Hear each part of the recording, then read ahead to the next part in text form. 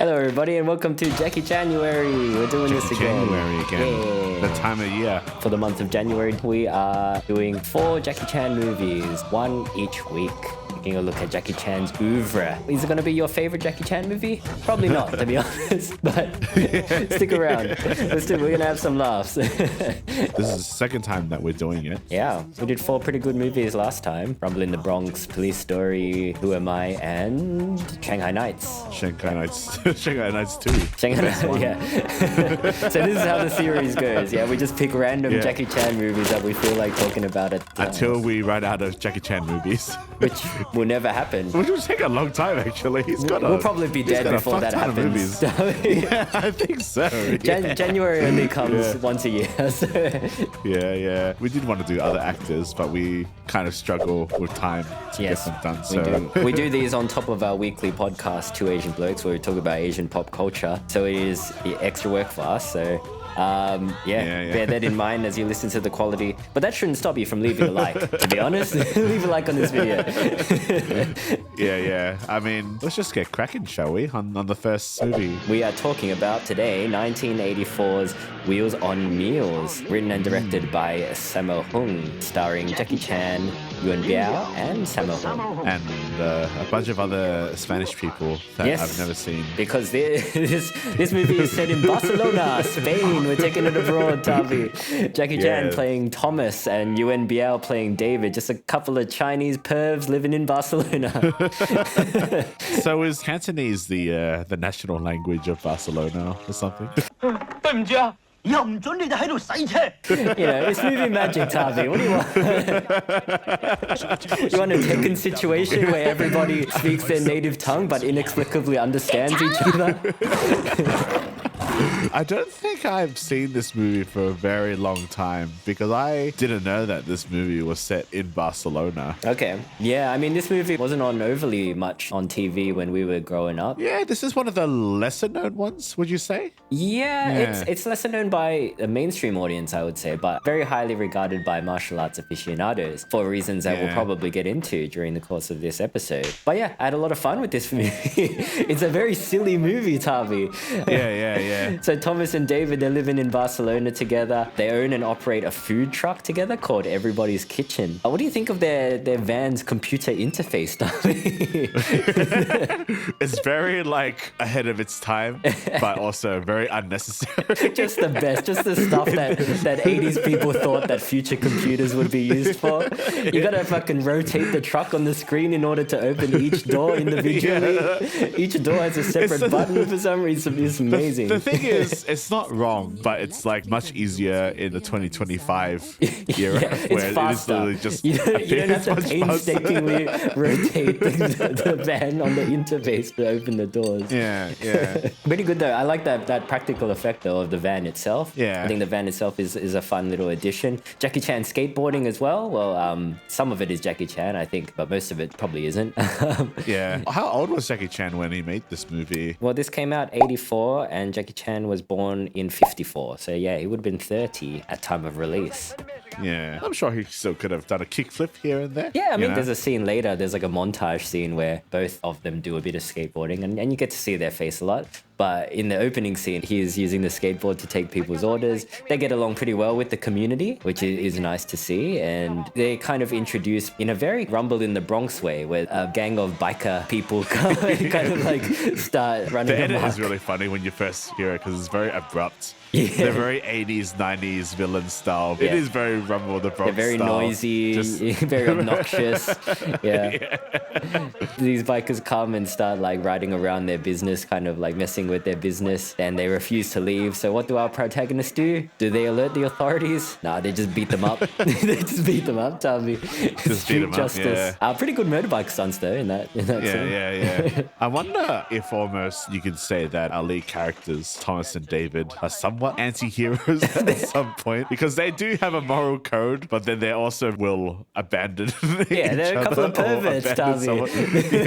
Yeah, I guess so, yeah. Just cop blocking each other for the whole movie. It's just 80s style right there, you know, just... They're fun characters, at least. They're fun characters, yeah. I think this movie starts off a little bit slower because there's kind of like a long stretch of not much happening. Yeah, you're right. The setup is more romantic comedy than anything, really. Like, the action is pretty sparse, and the tone of the films takes more of a comedic tone than some of his other action films. Yeah, probably like Gorgeous, I think. Yeah, very similar to Gorgeous. Similar tone. But yeah, you're right. They go to visit David's dad in the mental hospital. Just wanted to touch on the fashion a little bit. In this scene, David is wearing like a knitted blue sweater vest over a yellow like short sleeve button down over a navy long sleeve tee, and I'm like, what is this look, David? Like, was that 80s fashion? Is that what it looked like? Yeah, man. Like, haven't you seen like an 80s new wave band? I'm pretty sure that was the fashion back in the day. Because Jackie Chan's not wearing anything as outlandish as that. But I guess David's just ahead of the curve. Jackie Chan's got no style. Yeah, I guess. Yeah, David's supposed to be the styler one, and Jackie Chan's more of the muscle. Yeah, you're right. You can tell from his eyeglasses. How would you describe their dynamic? I guess David is kind of like the nerdier one, right? Yeah, I think so. David's the nerdy one. Because he has trouble talking to women. He's blindsided by the hotness of women. Yeah. So, I mean, they come across, it's not Gloria. Gloria's the mother. Yeah, Gloria's the mother who is dating David's dad in the mental hospital. And Silvia is the daughter. Yeah, Silvia. Silvia played by Lola Fauna, who would later work with Jackie Chan again on Armor of God. They come across each other in the mental institute where their parents reside, and David immediately develops a crush on Silvia. So I'd say that David's probably more of the otaku, where Thomas, he's almost more of like surprisingly somewhat of a support to David. These characters don't really go through any kind of story arc. Their choices and their motivations just switch very suddenly. Like Silvia, she's a pickpocket and they rescue her from a guy who she's stolen from. Yeah, David invites her back to their place even though she had just stolen a guy's wallet. Yeah, and like Jackie Chan knows that she's gonna steal again, but by the way, in this series, we're just gonna call Jackie Chan's characters Jackie. They're all just Jackie Chan. They're all just Jackie Chan. His name is Lee, goddammit. Yeah, but yeah, he knows, but they just kind of just let her do it. They think they try to outsmart her by trying to hide money around the house, but she steals their money anyway in the morning. And then where Jackie Chan is pissed off, but David's like, nah, it's fine. Like, she's hot, don't worry about it. She'll give it back. And then you kind of find out that she's being chased by a bunch of Spanish goons. Sammo Hung is in this film as well. Yeah, as kind of a bumbling private eye who is the butt of a lot of jokes in this movie. Yeah. I guess that's what he gets for being like the fat guy who's got a kung fu. But he's involved in the story because his first case is to find Gloria and her child. He's hired by a mysterious gentleman in a bowler hat. So Silvia, she crashes her car into Moby, which is Sammo Hung's character's name. Not the singer, Moby. That guy. I think Moby as in Moby Dick, maybe, because he's fat like a whale. I think that might be the joke there. Oh, yeah, I guess so. Fuck, man. He wrote this movie. He just wrote this about But that was his thing, He's not taking Tavi. himself too seriously, yeah. He was the fat, agile guy, you know? It's kind of mean, but it's funny. Yeah. He saves her from a bunch of goons who are trying to kidnap Silvia for nefarious purposes, it seems. She also runs away from Moby, even though he gets beaten up for her. But then Moby invites Thomas and David clubbing, so it turns out they all know each other. Yeah, I guess the three Chinese guys in Spain. The only three Chinese blokes in Barcelona. Yeah, there's not a lot even these days. Like, well, there's a couple in the mental asylums that we'll see. So. They just like land in Spain. It's like, oh, you're Chinese. Just send them to the mental asylum. Straight into the mental asylum. I do have a mate who is of Hong Kong descent. I wonder if he got the same treatment as well. He was one of very few people of Chinese descent living in Barcelona, in Spain altogether. He had a good time there. Yeah, definitely, yeah. We forget because we live in Australia, but there's not that much diversity in Spain. But of course I'm wrong because everyone speaks Cantonese. So That's true. So it would have been easy for your mate to get around, really. actually. Yeah. Well, anyway, Moby asked Thomas and David to help him find Silvia, but they refused. They're pretty mean to him. Yeah. That's what I'm saying. Like, it's not uncommon for Jackie Chan characters in movies to be like quite cheeky with each other. Yeah. But sometimes they come off as like pretty mean. Yeah. They just don't want to help. Yeah, they just don't want to help Yeah. Moby. Not really for any reason. I think the implication is supposed to be that Moby is not very trustworthy. So, like, that's why they don't really trust him and they don't want to help him initially. But yeah, sometimes they do come across as a bit mean. Because it happens throughout the film as well. They never let up on this guy. Yeah, they're always like chucking him out of vehicles and shit as well. Yeah, they chuck him out of a moving fucking vehicle. Like, jumping ahead a bit, there's a fucking scene where they're trying to get away from these goons in a pretty cool car chase. Actually, it's a very like impressive car stunts. Yeah, as so well. they're getting away in their food truck. What was the cause? They like kick him out of the food truck. It's basically they've lost the guys that are chasing them, and then he's like hanging out the door, kind of celebrating their victory, and then it goes over a bump and he just falls out. But they don't stop. They don't stop and pick him up. They just keep going. He could be dead. You snap his neck. You'd be like, oh. They could have stopped, but they don't, because, you know, who gives a shit about Moby? All of the comedy is quite funny. There's a lot of like slapstick style of humor, like sort of classic Asian style, where it's not really joke based. It's kind of like things look funny, like in the mental asylum. I'm not sure if this is very PC these days, but there's a guy who's kind of like imitating a clock. He kind of looks funny. Yeah, there's a bit of banter as well. Like the back and forth, I think, is supposed to be pretty funny, pretty snappy. I think there's some bits where the comedy does kind of hold the film up a little bit, though. Like the scene where Sammo Hung and two of the mental patients are like chatting, and he's like been tied up or something, and it's just like, like this kind of goes on for a little bit too long. It's funny, but I think this is the point where it doesn't really advance that much. Yeah, it's sort of maybe a little bit self-indulgent. Yeah, I think that scene might have been extended because it involves their co-stars from the Lucky Stars series. Yeah, it's kind of like a cameo moment, I guess, for them. Yeah, I think the humor it's okay. I never laughed out loud, I don't think, during this movie. Yeah, I think some of the comedy might be a little bit dated as well. But it is charming. I think it adds a lot to the charm of the film overall. Yeah, there's a scene where they save Silvia again. Like, she's running away from goons again. And then they beat up all the goons. And then the cops come. And the goons are like, she's a pickpocket and they're her accomplice. And then the cop grabs them and they both like shed their jackets like it's nothing. just slip right out of their shirts and just scurry away and hide in the bushes like they're Dr. Zoidberg. It's really funny. There's another funny bit where, it's at that point where they rescue Silvia again, and then they realize that Silvia's kind of like had a little bit of a troubled history and she's not going to steal from them anymore, and she said she's going to pay them back, but they're like, why don't you just work for us instead, and then that way it's like you can pay it back, and she agrees, and then there's a very fun, cute montage of them rollerblading and serving food, and then doing fuck flips around and skateboarding and doing flips. It's a really fun. The end to that montage, it's really funny because they're pushing Silvia on a skateboard, and then they start arguing, but then she's just goes off on her own, and then she hits like a curve, and then she just goes flying. Into a fountain. Then they just like walk off. Like, good. oh, okay, she could be drowning. Like, maybe she can't swim. Yeah, that's true. I don't think the fountain was that deep, but it would have been a tragic end. Maybe it was too shallow. Maybe she snapped her neck. Oh, she just fucking $1 million babies her head on the curve. That would have been pretty grim.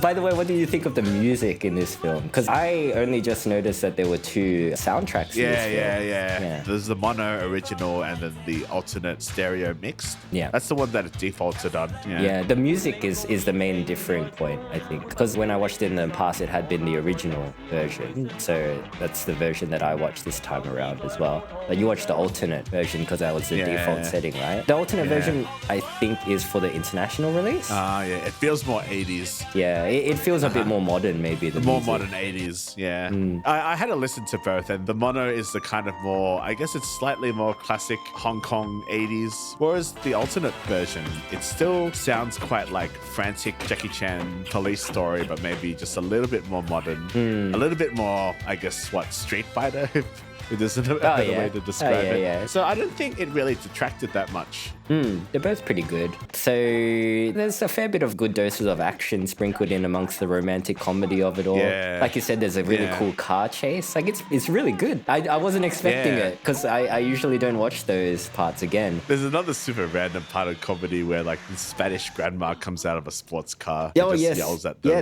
they managed to fit a Mitsubishi ad in the car chase.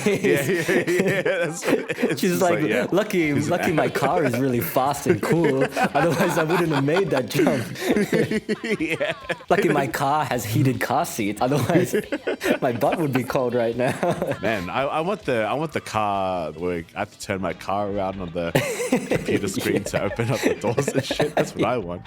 Yeah. Like, Tavi, let me out. This is my house. You're like, just a sec. Just give me a second. just gonna turn it around. Oh, fuck, it's the wrong door. Sorry. Oh, things not connected. Yeah.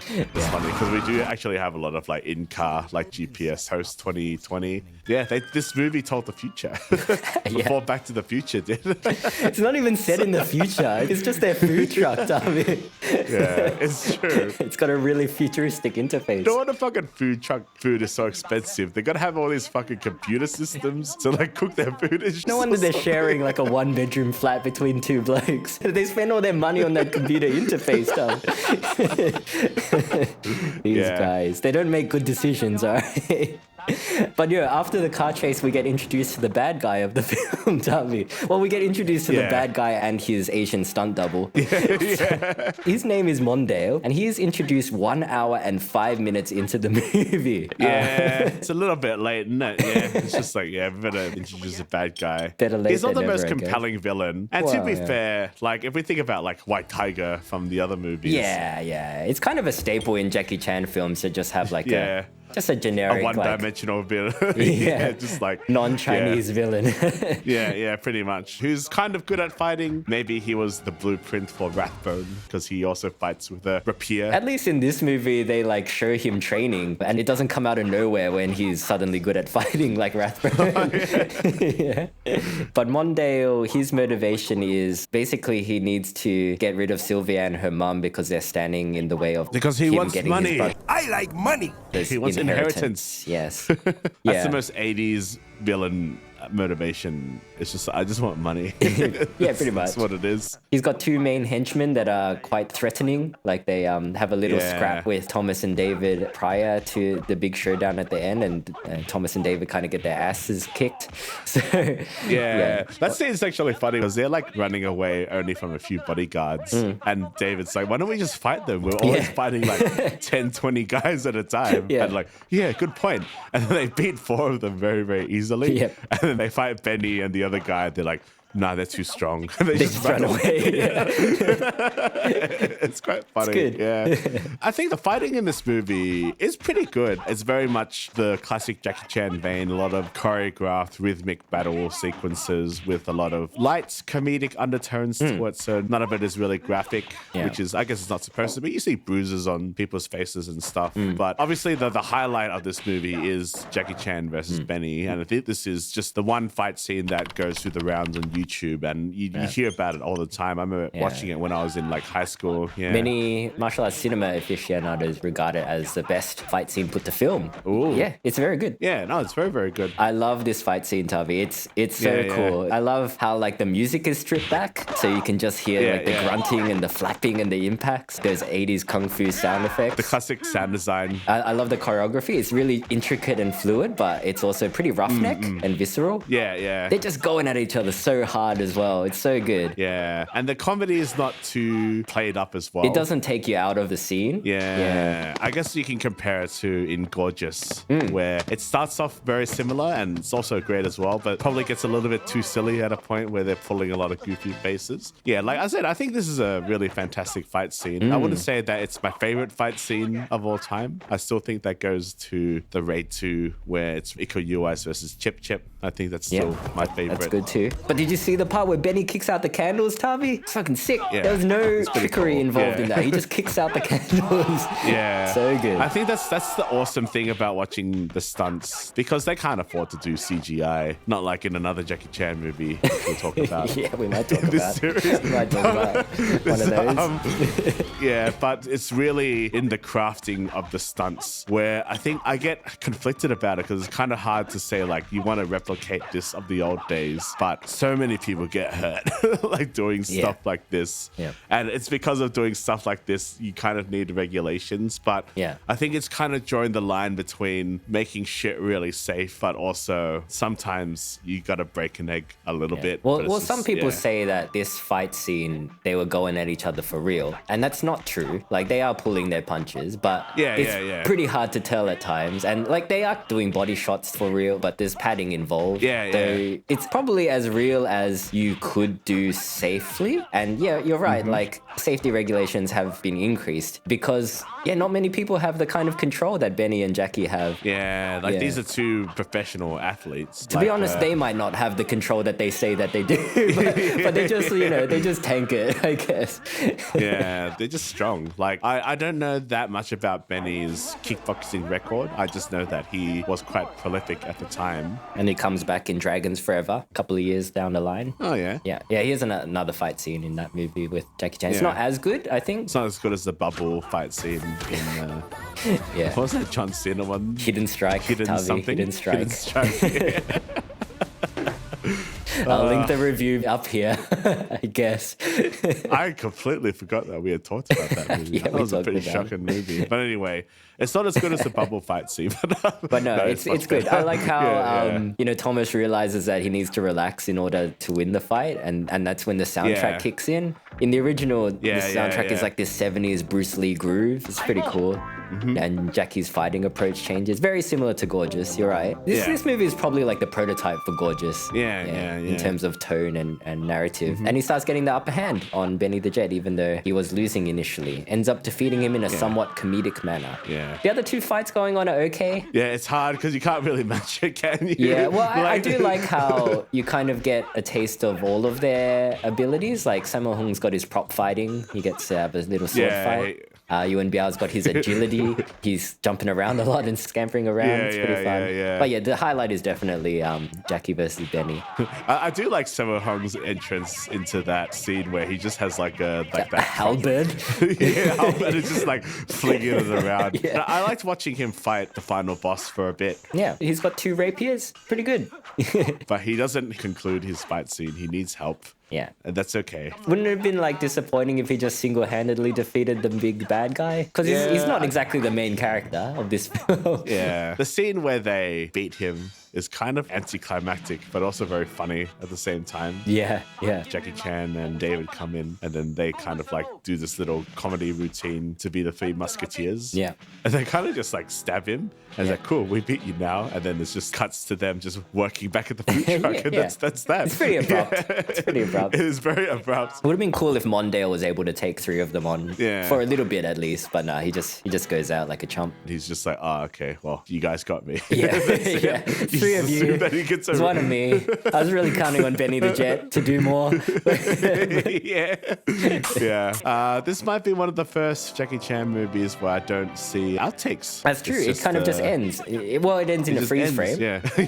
And a song that's presumably sung by Jackie Chan. But yeah, as far as this film goes, I had a lot of fun with it. I was afraid that it was going to be dated and not as good as I remember. But yeah, I mean, admittedly, it takes a while to get going, but yeah, it's pretty fun along the way as well. Yeah. And once it gets going, it's really good. I love the castle infiltration. Yeah. I wouldn't say it's one of his better classics, but it's still a very highly enjoyable film. It's very easy to watch. You don't need to take it too seriously. Just enjoy the fights, enjoy the banter. And this is peak this trio as well. Like Jackie Chan, Sammo Hung, and Yuen Biao. Like the peak of their fame. Pretty good. Yeah. I like that it was shot in Barcelona as well. Yeah, pretty different. Yeah. I mean, everybody speaks Cantonese, but it couldn't have been easy for them to do that. Apparently, they did this because these three were like such big stars at the time that they couldn't film in public in Hong Kong without being swarmed. Okay. And B, because like permits for filming in Hong Kong were getting increasingly difficult to obtain.